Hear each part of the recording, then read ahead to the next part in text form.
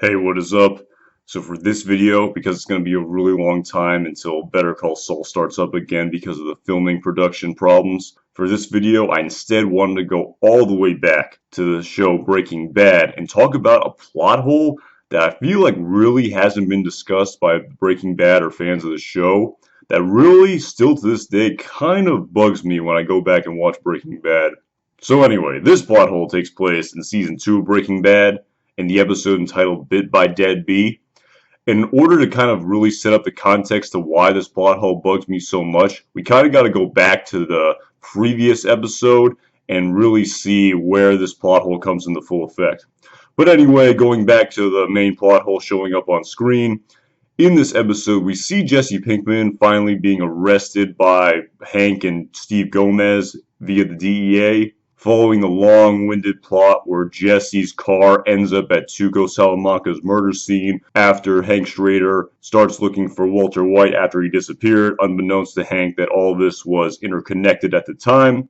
But anyway, in this episode we see Jesse getting grilled by the DEA about why his car was at the murder scene. And so, long story long, basically the police aren't able to get anything to stick officially via Jesse Pinkman, have any hard evidence that he was at Tuco Salamanca's uncle's house, Hector. Is that proper grammar? I'm not sure. Anyway, so what kind of bugs me here about this scene is that the final premise is that they weren't able to officially tie Jesse Pinkman to the crime scene, but I really feel like maybe I don't know anything about forensics here, but I'm pretty sure in real life this wouldn't fly.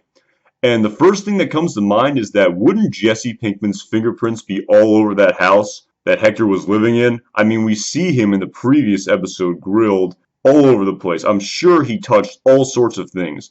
And based on how their exit from that house ended, there's no way that they had time to wipe their fingerprints from the house. Not to mention that on top of all of this, in addition to Jesse's fingerprints being all over Hector's house, there's even a scene in this episode where we can see Jesse and Tuco wrestling with each other. You can see Jesse's hands all over Tuco's body. It's clear that Jesse Pinkman's fingerprints, who's currently in custody by the DEA, they would be able to identify his fingerprints all over Tuco Salamanca's corpse.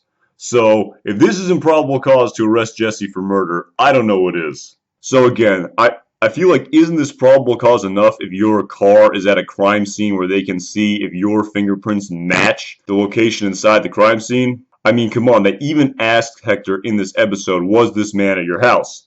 And even though Hector wasn't going to help the feds, I mean, if they just look for fingerprints in that house, wouldn't Jesse Pinkman's fingerprints be all over there? So yeah, I know this is not really a big deal, and like, there's so many plot holes in this show. But I don't know, for some reason this one just kind of bugs me that they just kind of glossed over the fact that, oh, the police aren't able to tie Jesse to the crime scene. I feel like just given the general premise of forensics, this would just totally not fly in real life. But anyway, if anyone's a forensics expert out there, let me know if I'm missing something. I really feel like this is just kind of a pretty big plot hole. So yeah, that's all I really got. This kind of bugs me. I know it's not a huge deal. I mean, my goodness, there are so many plot holes in this show.